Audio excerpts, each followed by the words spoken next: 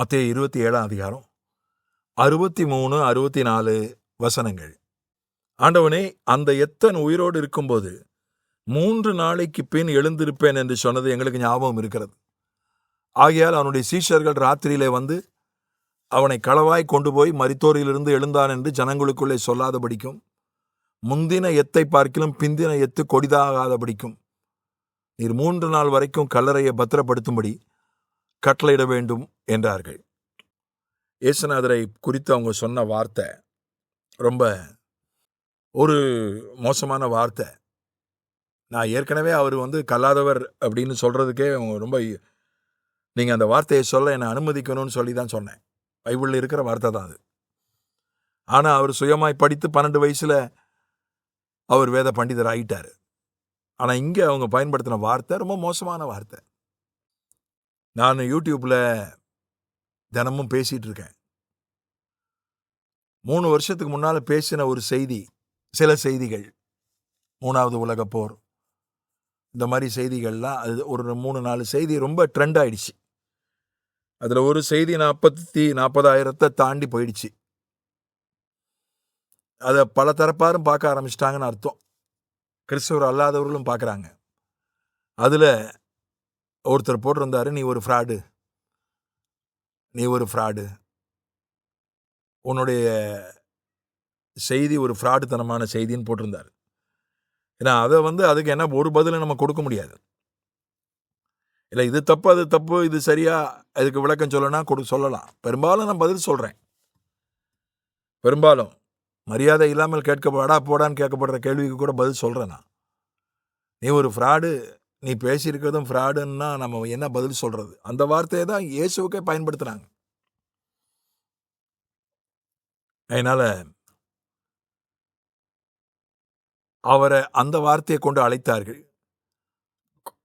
அந்த எத்தன் உயிரோடு இருக்கும்போது 3 நாளைக்கு பின் எழுந்திருப்பேன் என்று சொன்னது அப்படின்னாங்க.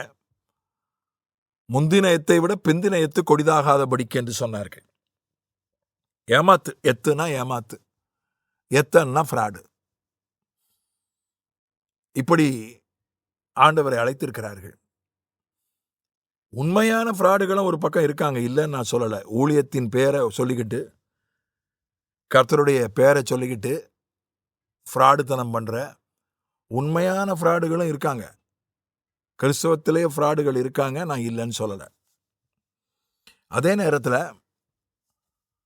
நல்ல ஊழியக்காரங்களை, நல்ல தேவ பிள்ளைகளை கூட ஃப்ராடுன்னு சொல்லுகிற சிலர் உண்டு. பவுலை கூட அப்படி சொன்னாங்க. 2 கொரிந்தியர் 6:8 படிக்கிறோம், எத்தர் எனப்பட்டாலும் நிஜஸ்தராகவும் எங்களை விளங்க பண்ணுகிறோம். பவுலையே ஃப்ராடுன்னு சிலர் சொன்னாங்க, ஒரு கூட்டத்தார் சொன்னாங்க. பழைய ஏற்பாட்டிலேயே தேவனை இந்த வார்த்தை சொல்லி அழைத்த ஒரு ஆள் இருக்கிறார். ஏசாயா 37ஆம் அதிகாரம் 10ஆம் வசனம். எசேக்கியான்னு ஒரு ராஜா இருந்தான். அசிரிய ராஜா படையெடுத்து வரான். படையெடுத்து வர்றதுக்கு முன்னால் எசேக்கியா ராஜாவுக்கு ஒரு தூதுவனை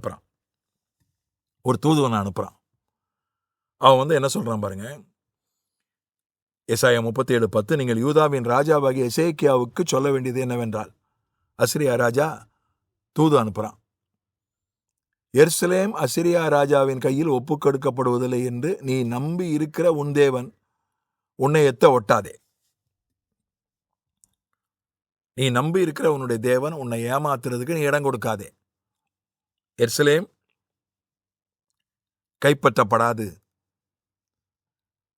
என்று உன் தேவன் உனக்கு சொல்லுகிறத நம்பாத. உன் தேவன் உன்னை ஏமாத்துகிறார். அசிரியா ராஜா எப்படி சொல்றான் பாருங்க. யூதா ராஜாவுக்கு சொல்றான், உன் தேவன் உன்னை ஏமாத்துறாரு, தேவனை நீ நம்பாத. என்ன நடந்தது? ஆண்டவர் ஏசாயா தீர்க்கதரிசி மூலமா சொல்றாரு.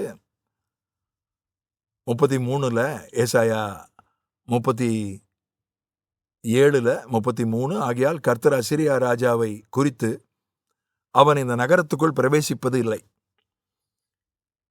34 தான் வந்த வழியே திரும்பி போவான். அவன் இந்த நகரத்துக்குள் பிரவேசியாமல் வந்த வழியே திரும்பி போவான்.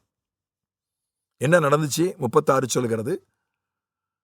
ஏசாயா 37, அப்பொழுது கர்த்தருடைய தூதன் புறப்பட்டு அசீரியரின் பாளையத்தில் 185,000 பேரை சங்கரித்தான். அதிகாலமே எழுந்திருக்கும் போது இது அவர்கள் எல்லாரும் செத்த பிரேதங்களை கடந்தார்கள். 37, அப்பொழுது அசீரியா ராஜாவாகிய சனகரி பிரயாணப்பட்டு திரும்பி போய் நினிவேயில் இருந்து விட்டான்.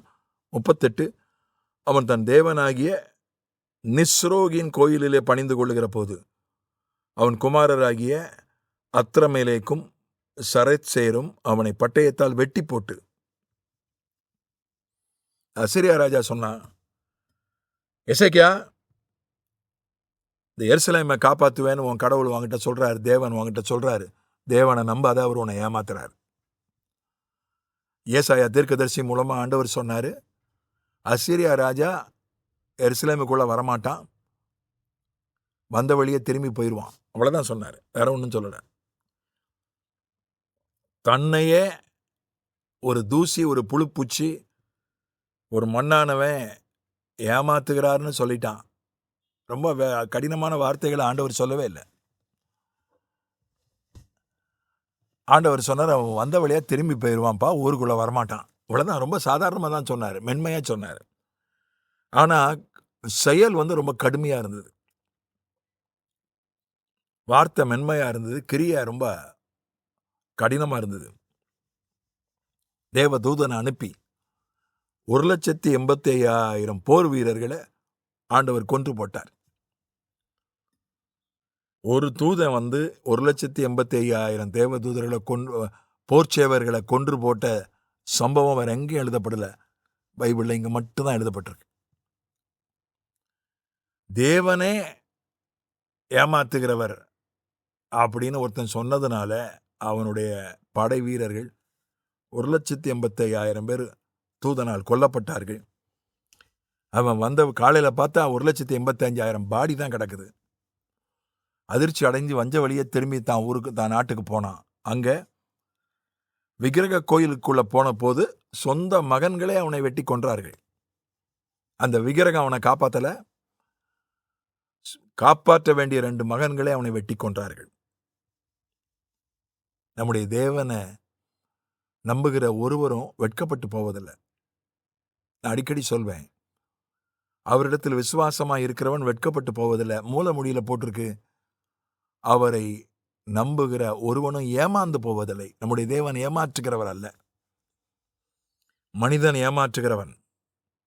ஒருவேளை பிள்ளைகளை ஏமாற்றலாம், ஒருவேளை உடன் பிறந்தவர்களை ஏமாற்றலாம், ஒருவேளை மனைவி ஏமாற்றலாம், கணவன் ஏமாற்றலாம்,